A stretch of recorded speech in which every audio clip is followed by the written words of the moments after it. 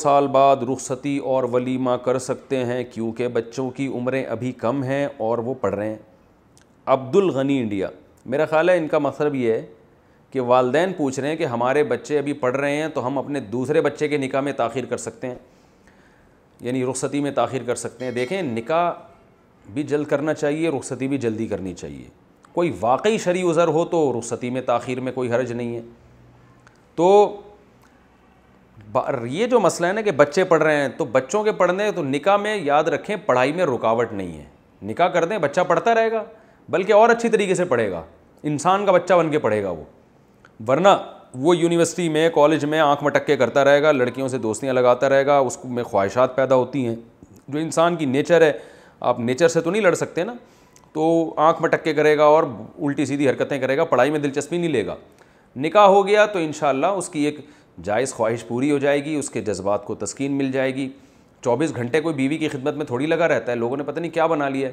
میں نے تو بہت سے لوگ دیکھے ہیں جو نکاح کے بعد جنہوں نے پڑھنا شروع کیا ہے, اور نکاح کے بعد وہ زیادہ ترقی کی انہوں نے پڑھائی میں, ریسرچ میں. یہ جتنے دنیا میں بڑے بڑے لوگ پیدا ہوئے ہیں سارے کمارے تھوڑی ہیں. یہ یعنی بڑے بڑے لوگ جنہوں نے سے اللہ نے بڑے بڑے کام لیے, تو بچے پیدا ہونے کے بعد میں جو آج کل دن بھر اتنے مصروف رہتا ہوں, اور کبھی وہاں بیان, کبھی وہاں بیان, کبھی ادھر کوئی تحقیق, کبھی کوئی ادھر تحقیق, تو اور اتنے سارے اسفار. تو میں بھی الحمدللہ سب کو پتہ ہے شادی شدہ ہوں, میری اولاد ہے. تو یہ ہم نے اپنے دماغوں پہ خام میں مسلط کر لی ایک چیز کہ نکاح ہو جائے گا تو کسی کام کے نہیں رہیں گے. ایسا نہیں ہے, کام کا آدمی بنتا ہی نکاح کے بعد ہے. نکاح نہیں ہوتا تو کسی کام کا نہیں ہوتا سوائے ایک کام کے, اور وہ ہے بس ہر وقت دماغ میں الٹے خیالات. تو اور وہ فیس بک اور واٹس ایپ اور جو کچھ آج کل ہو رہی تباہی فیس بک اور واٹس ایپ پہ.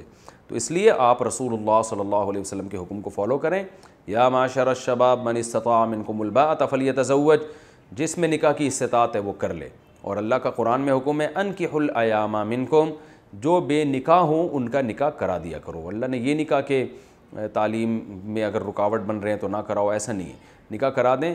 اللہ سے امید رکھیں کہ انشاءاللہ تعلیم میں یہ چیز رکاوٹ نہیں بنے گی, بلکہ تعلیم میں, ایجوکیشن میں معاون اور مددگار بنے گی یہ چیز.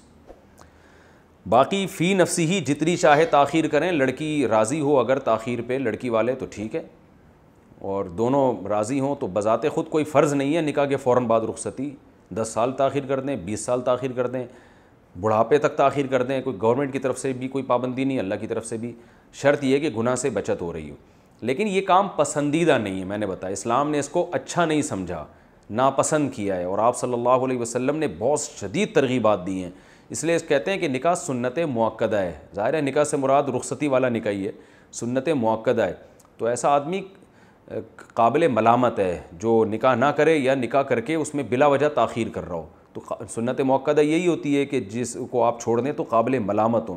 یعنی ملامت کا مطلب لوگ چلتے پھرتے اس کو بولیں گے بھائی کیا ہو گیا, تو شادی کیوں نہیں کر رہا, بھائی تیرا دماغ صحیح ہے, تو مسلمان ہے کیا کافر ہے, غیر مسلم ہے کیا ہے بھائی, یہ تو گورے کرتے ہیں 40 سال کی عمر میں, تم کیا ہو گیا, تم تو مسلمان ہو. اس کو بھی تانے ملنے چاہیے, اس کے ابا اماں کو بھی ملنے چاہیے. سنت مؤکدہ کہتے ہی اس کو ہیں کہ اگر اس کو چھوڑ دیا جائے تو قابل ملامت ہو انسان. تو حرام کبیرہ گناہ نہیں ہوگا لیکن قابل ملامت ہوگا. تو ملامت لوگوں کو چاہیے کہ کیا کریں, کیا ہو گیا, ایسے ابھی تک کیوں گھوم رہے ہو. تو یہ ہے.